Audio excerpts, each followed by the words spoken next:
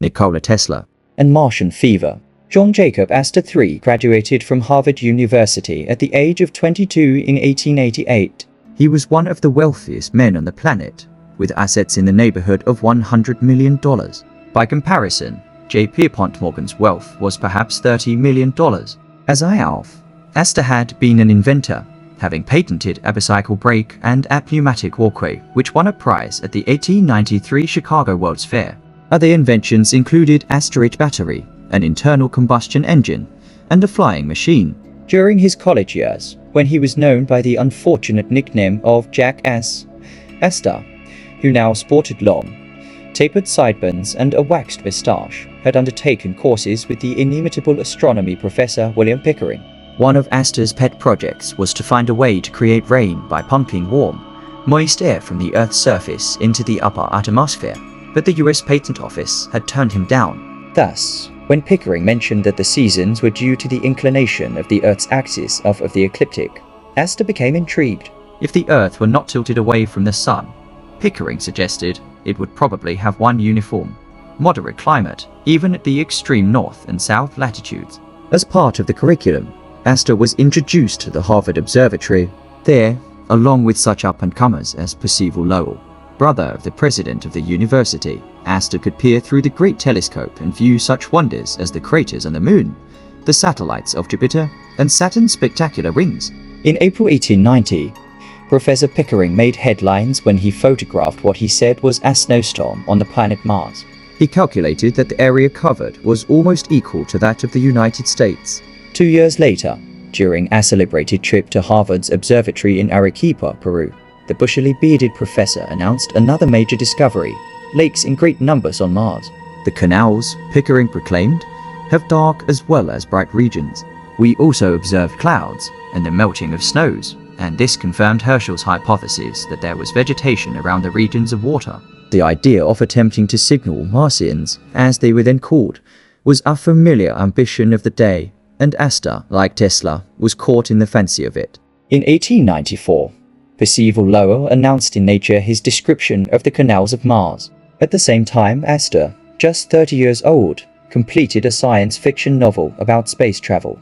Entitled A Journey in Other Worlds, his book offered a futuristic vision of what takes place 1 century into the future. A few months after publication, in February 1895, the financier presented a copy to the great inventor. Although Tesla did not appear to be particularly impressed by the work, the inventor promised Astor to keep it as an interesting and pleasant memento of our acquaintance. Adorned with ethereal outer space illustrations by Dan Beard, Astor's tale begins in the year 2000, with a meeting at Delmonico's restaurant of the Terrestrial Axis Straightening Company, whose task it is to create fair weather throughout the planet. Astor envisions for the close of the 20th century a picture telephone, an airplane with the ability to fly to Europe in 1 day, an electric automobile, hidden phonographs by the police to record conversations of criminals, color photography, a rain-making device, the idea of colonizing the solar system, and the understanding that the Earth would appear like a crescent moon when seen from outer space. Perhaps Astor's most impressive prediction is the path that his spaceship Callisto takes on its journey to Jupiter. Astor hypothesizes that just as magnetism has repelling force, gravity should as well. This energy, which he called apogee, is simply the opposite of gravity. By harnessing apogee, the astronauts in the story aim their ship first toward the Sun, then change their course to something like a tangent to the Earth, and receive their final right direction. Back out toward Jupiter in swinging near the Moon. To bring apogee into play. 7. Exactly a century after this book appeared, NASA actually did send a spacecraft, named the Galileo, on a voyage along a remarkably similar trajectory, using Venus instead of the Moon as the pivot for the swing back out toward Jupiter. Whereas this modern trip will take a few years, Astor's weary travelers cover the distance in a matter of days. Jupiter is abundant with life. Flowers greet them by sing ing with the volume of a cathedral organ. The red spot, they find out, was caused by a forest changing color due to a cold snap. Armed, the astronauts are able to hunt down animals resembling mastodons which they kill for food. Fortunately, they also have the wherewithal to hop back onto the Callisto so that they can return to Earth. Fueled by a competitive spirit, The newspapers and magazines continued to promulgate the idea that Mars was inhabited by beings possibly more intelligent than we. As Tesla made headlines in the New York dailies and electrical journals for his bold prediction that he would signal the stars, and Astor made the bookstores with his space-traveling romance of the future, other luminaries were also capitalizing on the extraterrestrial fervor. In 1895, Judd Lathrop, son-in-law of novelist Nathaniel Hawthorne, had Earthlings battle warriors from the Red Planet on the pages of the New York Journal. Their weapons were disintegrating death rays invented by the Wizard of Menlo Park, Thomas Edison. The following year, George du Maurier, grandfather of Daphne, wrote the novel The Martian, in which he describes telepathic winged beings that descend from no monkey but are able to adorn marble statues and irrigate the entire planet. And the year after, H.G. Wells gained notoriety with his serialized persons magazine horror story War of the Worlds, in which ghastly octopus-like Martians storm Earth in their egg-shaped spaceships and take over. Although fictional, these stories were based on prognostications put forward by supposedly sober scientists. The major culprit was the French astronomer and psychic researcher Camille Flammarion. In Stories of Infinity, Lumen History of a Comet in Infinity, published in 1873, Flammarion interviewed Lumen, a sagacious returning comet, on such topics as the speed of light, time travel, and life on other planets. Lumen. If you knew the organisms that vibrate on Jupiter or Uranus, you would know that some living beings can understand without eyes, ears, or smell, that there are other faculties of an unascertainable number in nature essentially different than yours. This idea, called the plurality of worlds hypothesis, is an antediluvian concept which, through the ages, has counted numerous scientists among its adherents. Early astronomers such as Kepler, Newton, Laplace, and Herschel took this position, along with such modern astrophysicists as Carl Sagan.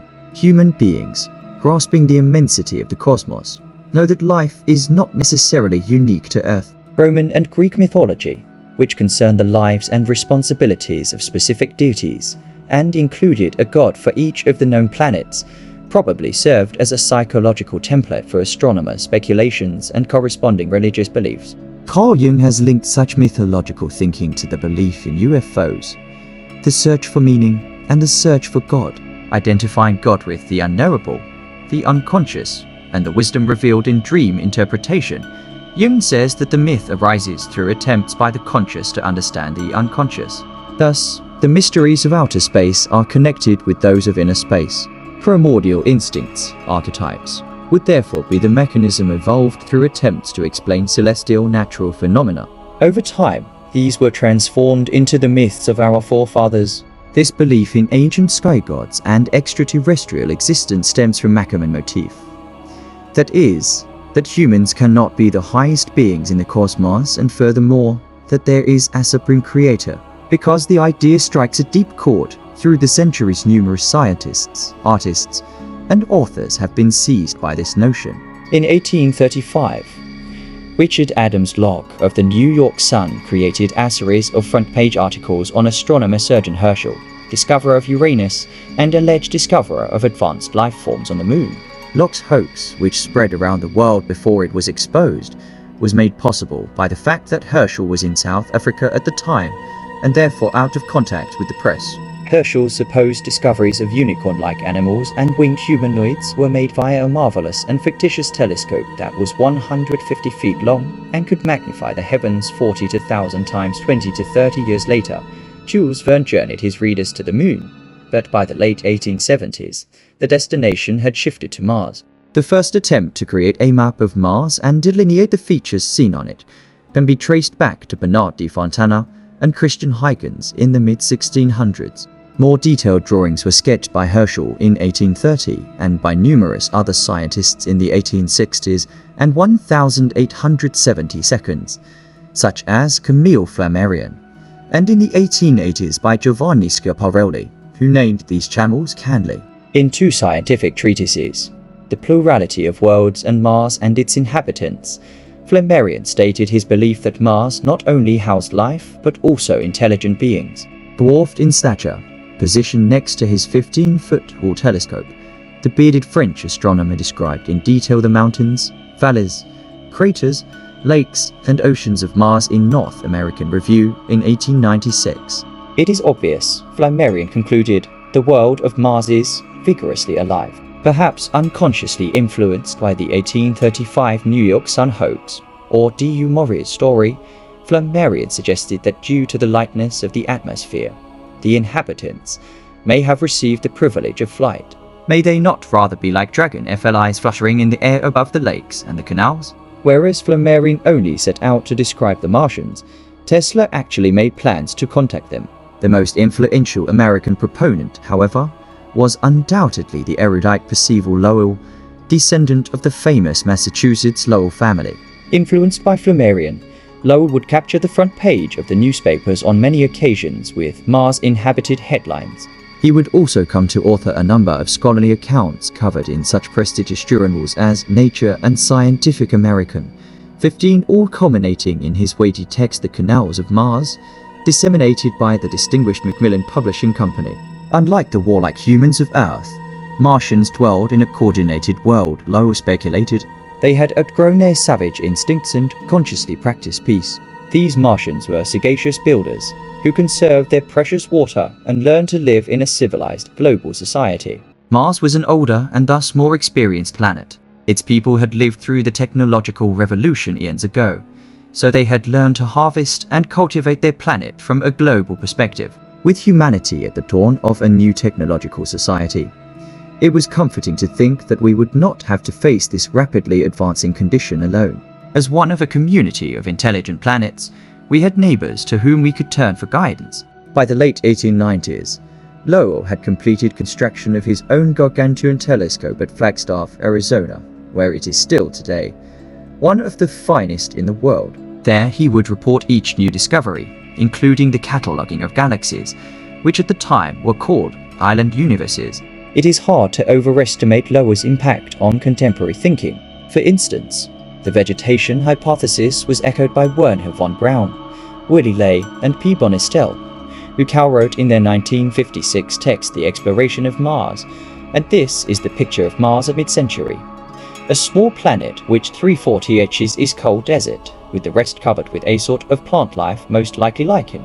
Mars is not the dead planet, but neither can it be inhabited by the kind of intelligent beings that many people dreamed of in 1900. A society's beliefs determines its reality, but society is made up of individuals, and in the case of the idea that Mars was inhabited, these individuals often embellished their supposed objective scientific findings. Supported vigorously by the press, the most important proponents of the life on Mars scenario were the astronomers, but the position was also championed by the inventors.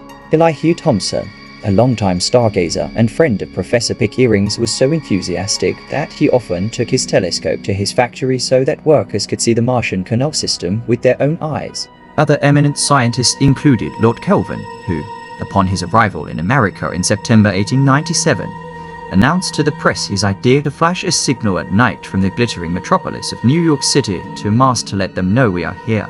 No doubt he discussed this plan with Tesla when he visited his laboratory during Thegeny. Edison, too, was caught up in esoteric causes, but his wish was to invent a telephone-like device to contact departed spirits rather than living Martians. The possibility of beckoning Martians was the extreme application of my principle of propagation of electric waves, Mr. Tesla told the interviewers in 1896 in the article Is Tesla to Signal the Stars?